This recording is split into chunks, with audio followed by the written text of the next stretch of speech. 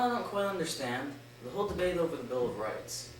Each state has their own Bill of Rights, so is it really necessary for the federal government to have a Bill of Rights as well? Just seems like it might be unnecessary. It is an important debate going on across the country right now.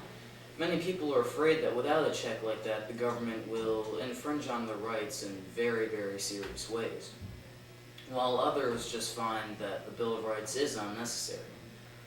Of course, they are willing to make that concession and put a Bill of Rights in the Constitution as if that means that anti-federalists will become pro-Constitution and vote for its ratification.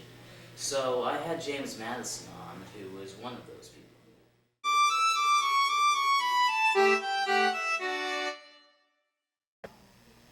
Now, Mr. Madison, being one of the most important writers of the Constitution, what's your take on the whole Bill of Rights ordeal? Well, being a writer of the Constitution, the ratification of it is very important to me, and I'm willing to do anything that it takes to have it ratified.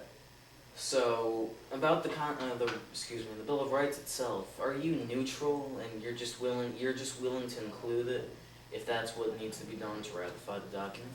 Yeah, I'm pretty much neutral about it. I'm not for or against it, but if that's what it's going to take to have the Constitution ratified, then I need it to happen.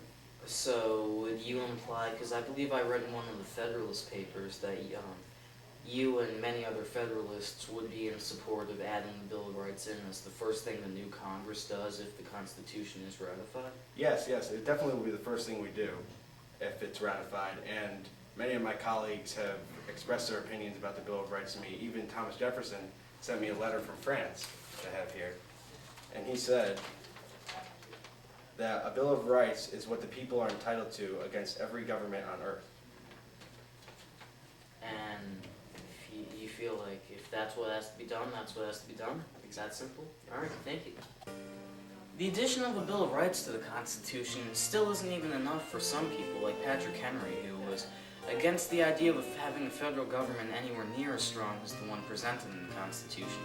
As a matter of fact, as we have footage of an interview with him before the Constitutional Convention, in which he said this.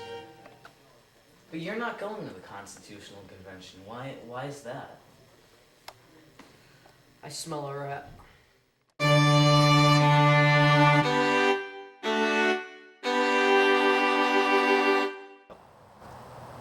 One of the most important and largest concentrations of anti-federalists in the country is in Western Massachusetts. So we visited an important leader of this Western Massachusetts movement at his farm.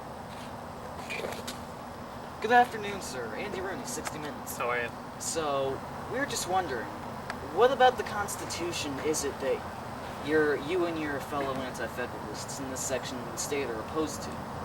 Well, with the ratification of the Constitution, it gives the people in power and the people following them even more power, and we're not necessarily afraid of what they'll do with it. It's that them taking away our own personal liberties.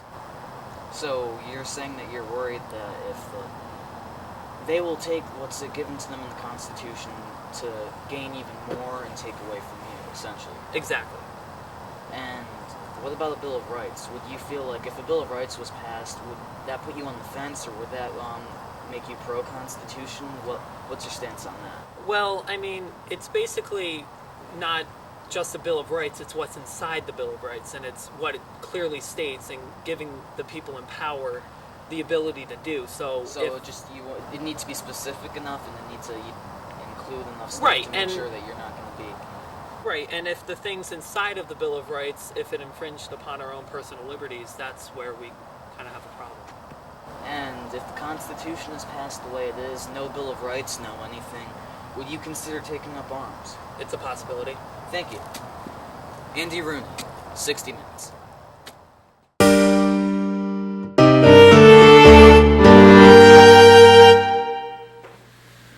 Mr. Jefferson, I know you've been away as an ambassador to France for a while, but I know you do still tend to keep up on current events in America as much as possible. And I'm just wondering, what's your opinion of the whole situation with the Constitution, the anti-federalists and the federalists going back and forth, and the whole debate over the Bill of Rights? I would consider myself pro-Bill of Rights because I want to see the people's rights protected as much as possible. Hope therefore a Bill of Rights will be formed to guard the people against the federal governments as they are already guarded against their state governments in most instances. I even wrote a letter to James Madison telling him how it would be a mistake not to have one in the Constitution. So you're by all means pro Bill of Rights, just dead straight pro Bill of Rights? Yes. Even though the states have their own bills of rights, I think the federal government should have one to be checked as well. There was a time on this continent where people were arrested or even killed for comments that were seen that could be construed as anti-government. Sadly, what Mr. Jefferson said was true. We have this video of a 1764 protest over the Sugar Act.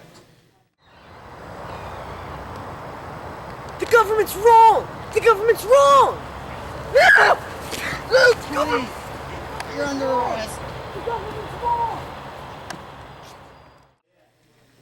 So there you have it, a full spectrum view of many of the opinions expressed over the addition of a Bill of Rights to the Constitution of these United States of America. There's only one thing we can't say for sure. If it hadn't gotten too late in the summer and the framers had been able to add it into the Constitution originally, that would have made things a lot simpler. As always, Andy Rooney, 60 Minutes.